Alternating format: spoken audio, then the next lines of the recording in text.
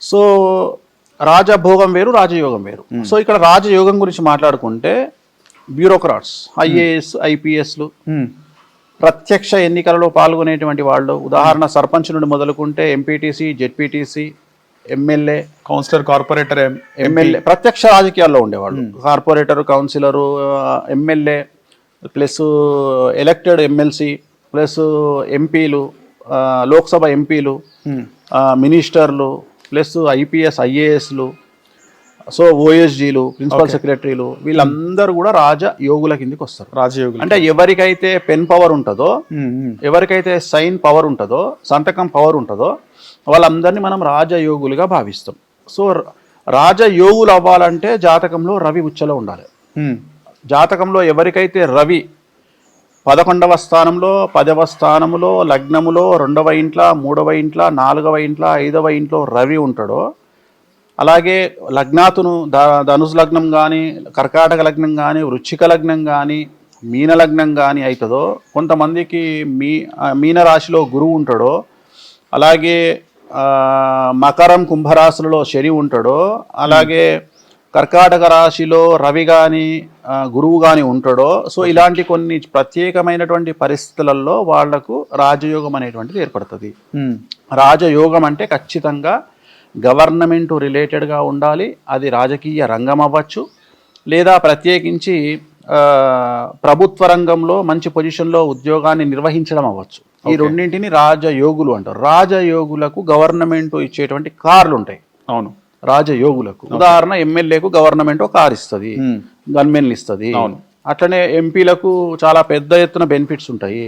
అలాగే home minister కానీ, ఇతరత్ర మినిస్టర్లు కానీ, వీళ్ళంతా రాజయోగులు. సో వీళ్ళందరూ ఆ రేంజ్కి ఎదగాలి అంటే జాతకంలో ఖచ్చితంగా వాళ్లకు రవికి సంబంధించినటువంటి మంచి స్థానము ఉండాలి. కొన్నిసార్లు మేషరాశిలో రవి ఉండడం జరుగుతుంది. సో అలా కొన్ని వాళ్ళ జాతకాన్ని మనం విశ్లేషించినప్పుడు వీళ్ళకి రాజయోగం ఉన్నదా లేదా అనేటువంటి విషయాన్ని మనం అంచనా వేయవచ్చును. అదేవిధంగా ఒకవేళ వీళ్ళని అడ్డంగించేటువంటి దోషాలు ఏమున్నాయి, ఆ దోషాల కారణం చేత వీళ్ళు రాజయోగులు కాలేకపోతున్నారనే ఉద్దేశంతో రాజశ్యామల లాంటి హోమాలు నిర్వహించడం ద్వారా, బగలాముఖి లాంటి పూజలు నిర్వహించడం ద్వారా వాళ్ళకు రాజయోగం కలిగేటువంటి పరిస్థితులను మనం క్రియేట్ చేయొచ్చు. ఓకే, ముఖ్యంగా మీరు అన్నట్టు మరి నామినేటెడ్ పోస్టులు, ఈ నామినేటెడ్ ఎమ్మెల్సీ కానీ, లేకపోతే కార్పొరేషన్ చైర్మన్లు కానీ, ఇవి రాజయోగానికి సంబంధించినవి కావు. ప్రత్యక్షమైనటువంటి యోగము వేరే వేరే. ఇవన్నీ కూడా అవసరం అనుకుంటే రేపు గవర్నమెంట్ వచ్చిన తర్వాత మార్చాలంటే మార్చబడతాయి. అవును, అందుకని రాజయోగుల్లో ఎమ్మెల్యేకు ఉన్నంత ప్రాముఖ్యత ఎమ్మెల్సీకి ఉండదు. నామినేటెడ్ ఎమ్మెల్సీకి ఉండదు. అది ఏ ఎమ్మెల్సీ అయినా చూడు, నువ్వు అబ్జర్వ్ చేయి. ఎమ్మెల్సీ అనేది వేరు, ఎమ్మెల్యే అంటే మళ్ళీ వేరది. నియోజకవర్గ ప్రజలు ఇప్పుడు రాజ్యసభ ఎంపీకి, లోక్సభ ఎంపీకి చాలా తేడా ఉంటుంది. అవును, రాజ్యసభ ఎంపీకి 10% వర్త్ ఉంటే నా లోక్సభ ఎంపీకి 100% ప్రత్యేకత ఉంటుంది. సో అందుకని అది రాజయోగం వేరు, రాజభోగం వేరు. ఈ రాజభోగుల్లోకి రాజ్యసభ ఎంపీలు వస్తారు, ఎమ్మెల్సీ వస్తారు. సో అదే నువ్వు రాజయోగులు అంటే నీకు ఖచ్చితంగా వాళ్ళ లెవెల్ వేరే ఉంటుంది. వాళ్ళు టాప్ లో ఉండాల్సిన పరిస్థితి ఉంటుంది. సో అందుకని ఆ దశ ప్లస్ ఆ జాతకంలో ఉండే యోగాలు, రవి ఎక్కడున్నాడు, గురువు ఎక్కడున్నాడు, దీన్ని బేస్ చేసుకొని మనం డిసైడ్ చేస్తాం. ఓకే, సో రాజభోగం అంటే వేరే కేటగిరీ వస్తుంది. వేరే కేటగిరీ వస్తుంది. ఇప్పుడు సినిమా హీరోలు, సెలబ్రిటీస్, వీళ్ళు ఏ కేటగిరీలకు? వీళ్ళు రాజభోగుల కిందకి వస్తారు. రాజభోగులు. రాజభోగులు అంటే ఎవరు అంటే, పూర్వకాలములో రాజుల దగ్గర ఏనుగులు ఉండేవి. అవును, ఏనుగులు ఉండేవి. అట్లనే అమ్మవారు, లక్ష్మీ అమ్మవారి దగ్గర ఏనుగులు ఉంటాయి.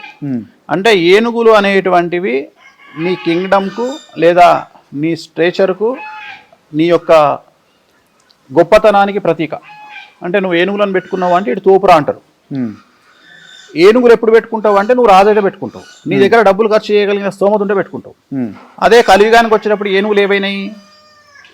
రేంజ్ రోవరు, ఆడి, వెల్లారు, ఇవన్నీ కూడా బెంజు, ఇవన్నీ కూడా నీకు ఇప్పుడు ఏనుగుల కిందికి సమానం. ఎందుకంటే ఇది కిలోమీటర్కు 5, 6, 7 ఇస్తాయి. ఓకే, సో ఇవన్నీ ఇప్పుడు ఏనుగులతో సమానం. సో రాజభోగులు అంటే ఎవరు అంటే, భోగాన్ని అనుభవించే వాళ్ళను రాజభోగులు అంటారు. అంటే ఉదాహరణ రాజయోగులు అనుకుందాం. రాజయోగికి ఏముంటాయి అంటే, గవర్నమెంట్ ఒక కారు ఇస్తుంది. అవును, గవర్నమెంట్ ఒక బంగ్లా ఇస్తుంది. ఒక మినిస్టర్ ఉన్నాడు, మినిస్టర్కి ఏమి ఇస్తుంది గవర్నమెంట్? ఒక బంగ్లా ఇస్తుంది, ఒక ఇల్లు ఇస్తుంది, ఒక గన్మెన్ ఇస్తుంది, సెక్యూరిటీని ఇస్తుంది, లగ్జరీ కార్లు ఇస్తుంది. సో ఇది రాజయోగం. రాజభోగులు డైరెక్ట్ గా తెచ్చుకోగలుగుతారు. అంటే వాళ్ళు బంగ్లా కొనుక్కోగలుగుతారు, వాళ్ళు గన్మెన్లను పెట్టుకోగలుగుతారు, వాళ్ళ కార్లు ఉంటాయి, వాళ్ళకు విలాసాలు ఉంటాయి. సో రాజభోగము అంటే ఎవరైతే రాజు ఎంజాయ్ చేయగలిగిన దాన్ని వీళ్ళు ఎంజాయ్ చేస్తారో వాళ్ళు రాజభోగులు. రాజుకి ఏమేమి ఉంటాయి అంటే లగ్జరీస్ ఉంటాయి. ఆ లగ్జరీస్ ఎవరి దగ్గర అయితే ఉంటాయో వాళ్ళందరూ రాజభోగులు. So almost all Jubilee Hills Madhapur ఏరియాలో ఉండే వాళ్ళందరూ రాజభోగులు. అంతే. ఎందుకు? జూబ్లీ హిల్స్ మాదాపూర్ ఏరియాలో గజం 3 లక్షలు ఉంటది కాబట్టి ఆ ఏరియాలో 1000 గజాల ఇల్లు కొనుక్కుండు అంటే అక్కడనే 30 కోట్లు ఖతమైపోయింది. సో అట్లాంటి వాళ్ళందరూ రాజభోగులే. 30 కోట్ల ప్లాట్ కొనగలిగిన వాడు 10 కోట్లు పెట్టి ఇల్లు కడతాడు, 2 కోట్లు పెట్టి కారు కొనుక్కుంటాడు. సో ఇవన్నీ కూడా రాజభోగం తాలూకా వ్యవహారాలు. రాజభోగము అంటే లగ్జరీ లైఫ్ను లీడ్ చేసేవాడు రాజభోగి. సో రాజభోగికి చదువుతో సంబంధం లేదు, రాజయోగికి చదువుతో సంబంధం. ఓకే, నువ్వు ఒక ఐపీఎస్ కావాలంటే చదువుకోవాలి, ఒక ఐఏఎస్ కావాలంటే చదువుకోవాలి. కానీ నువ్వు ఒక మినిస్టర్ ఉన్నాడు, ఆ మినిస్టర్కు చదువుతో పని లేదు. రైట్, ఖచ్చితంగా. సో రాజభోగి కూడా చదువుతో పని లేదు. రాజభోగి టీవీ ఛానల్ పెట్టొచ్చు, రాజభోగి వ్యాపారం పెట్టొచ్చు, రాజభోగి 100 మంది ఎమ్మెల్యేలను తయారు చేయొచ్చు, ఒక పార్టీ పెట్టొచ్చు. సో రాజభోగి ఏదైనా చేయగలుగుతాడు. అంటే ఇక్కడ నథింగ్ బట్ ఏంటంటే దీన్నే మనం ఒక పరిభాషలో చెప్పాలంటే చదువుకున్నోడు ఉద్యోగం చేస్తాడు, చదువుకున్నోడు ఉద్యోగాలు ఇస్తాడు. రైట్.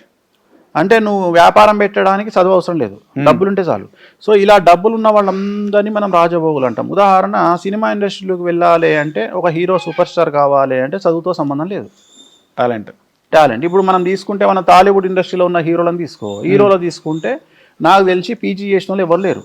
ఓకే, వాళ్ళందరూ ఫాస్ట్ గానే వచ్చేసి అంటే వాళ్ళందరూ కూడా చిన్నప్పటి నుండి వాళ్ళ ఎయిమ్ ఒకటే, హీరో కావాలి అంతే. సో చదువుతో సంబంధం లేదు. వాళ్ళకి ఎంతసేపు ఎక్స్ప్రెషన్, డైలాగ్ డెలివరీ, డిక్షన్ ఇవే ఉంటాయి తప్ప వాళ్ళకు నేను 10th చదివినా, ఇంటర్ చదివినా, డిగ్రీ చదివినా, నేను ఎంట్రన్స్ రాసిన ఇవి లేదు వాళ్ళకు. సో వీళ్ళందరూ కూడా రాజభోగులు. సినిమా ఇండస్ట్రీ ఆల్మోస్ట్ ఆల్ వ్యాపారస్తులు, ఎంటర్ప్రెన్యూర్స్, కంపెనీ ఓనర్సు.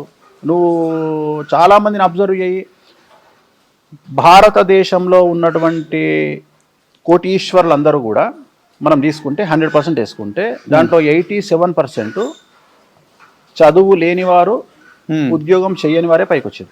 అంత రాజభోగులే, అంత డైరెక్ట్గా వాళ్ళు ఉద్యోగాలు ఎక్కడ చేయాలి, కొడతనే కుబ్బసాలని కొట్టిరు వాళ్ళంతా. అంటే వాళ్ళకి ఆ ఓపిక ఉంది, అంత కష్టపడ్డరు. There is no development in comfortable zone. Comfortable zone దాటి కొట్లాడితేనే లైఫ్ అనేది దొరుకుతుంది. నువ్వు ఒక సూపర్ స్టార్ హీరో ఇవాళ సూపర్ స్టార్ అయినాక నీకు తెలుస్తుంది, కానీ ఆయన హీరో అవ్వడానికి పడ్డ కష్టాన్ని నువ్వు గుర్తించాలి.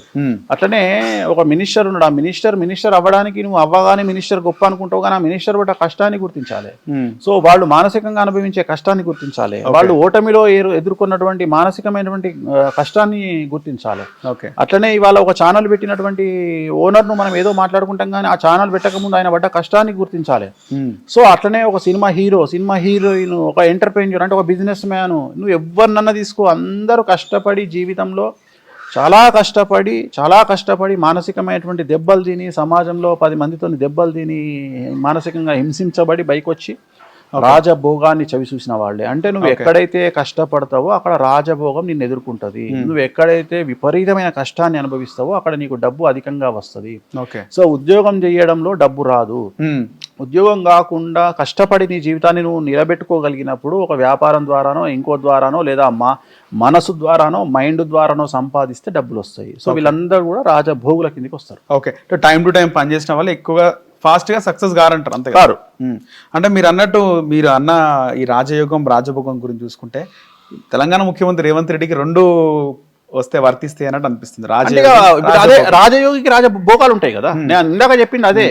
అంటే భోగాన్ని సొంతగా కొనుక్కునే వాళ్ళు ఒకళ్ళు, గవర్నమెంట్ ఇచ్చేది ఒకళ్ళు. గవర్నమెంట్ ఇస్తే రాజయోగి అవుతాడు. ఇప్పుడు ఐఏఎస్ ఉన్నాడు, ఐఏఎస్కు గవర్నమెంట్ కార్ ఇస్తుంది, సో ఆయనకు సెక్యూరిటీ ఇస్తుంది, ఆయన సంతకానికి పవర్ ఉంటుంది. సో ఆయన కొనుక్కోవాల్సిన పని లేదు కార్లు, కానీ బయట ఉన్నోడు కొనుక్కోవాలి. జూబ్లీస్ లో బతికే ఒక బిజినెస్ మ్యాన్ కారు కొనుక్కోవాలి, సెక్యూరిటీ పెట్టుకోవాలి, గన్మెన్లను పెట్టుకోవాలి. సో ఇదంతా ప్రైవేట్ వ్యవస్థ. ఇప్పుడు సీఎం అనే స్థాయి, రాజయోగి స్థాయి, ఆయనకు గవర్నమెంట్ ఆయనకు బంగ్లా ఇస్తుంది, సెక్యూరిటీ ఇస్తుంది, కార్లు ఇస్తుంది, అన్ని సో అది ఆ యోగమే వేరుంటది. కాకపోతే నీ జాతకంలో ఆ యోగం ఉన్నదా లేదా అని అంచనా వేయడానికి గ్రహాల యొక్క కాంబినేషన్ ఉంటది. ఒక మామూలు సర్పంచ్ గా గెలవాలంటే ఒక గ్రహాల కాంబినేషన్ ఉంటుంది, ఒక ఎమ్మెల్యేగా గెలవాలంటే ఒక గ్రహాల కాంబినేషన్ ఉంటుంది, ఒక మినిస్టర్ కావాలంటే ఒక గ్రహాల కాంబినేషన్ ఉంటుంది, ఒక సీఎం కావాలంటే ఒక గ్రహాల కాంబినేషన్ ఉంటుంది. హిట్ టీవీ యాప్, ఇందులో short news, live news, entertainment shows, movies, digital magazines తో పాటు మీ జిల్లా వార్తలను కూడా ఫ్రీగా చూడొచ్చు. ఇంకెందుకు ఆలస్యం, వెంటనే హిట్ టీవీ యాప్ ని డౌన్లోడ్ చేసుకుని ఫ్రీగా ఎంటర్టైన్మెంట్ పొందండి. Hit TV app. Hit TV app, please download hit TV app. Hit TV app ని ఫ్రీగా డౌన్లోడ్ చేసుకొని ఎంజాయ్ చేయండి. మీకు నచ్చిన ఎంటర్టైన్మెంట్ కోసం హిట్ టీవీ యాప్ ని ఫ్రీగా డౌన్లోడ్ చేసుకుని ఎంజాయ్ చేయండి. హిట్ టీవీ యాప్ ని డౌన్లోడ్ చేసుకుని ఆస్వాదించండి, ఆశీర్వదించండి. ఇంతమంది సెలబ్రిటీలు హిట్ టీవీ యాప్ ని డౌన్లోడ్ చేసుకోండి అని చెప్తున్నారంటే ఎంత మంచి యాప్ ఆలోచించండి. అమెరికా అమెరికా అమెరికా అమెరికాలో చదవాలనుకునే వాళ్ళకి విశ్వసనీయమైన పేరు మన శౌర్య కన్సల్టెన్సీ. UK లో 1 year masters, UK లో 1 year masters, 2 years work permit up to 5 years visa. Contact Saurya Consultancy. Contact 89851 89851.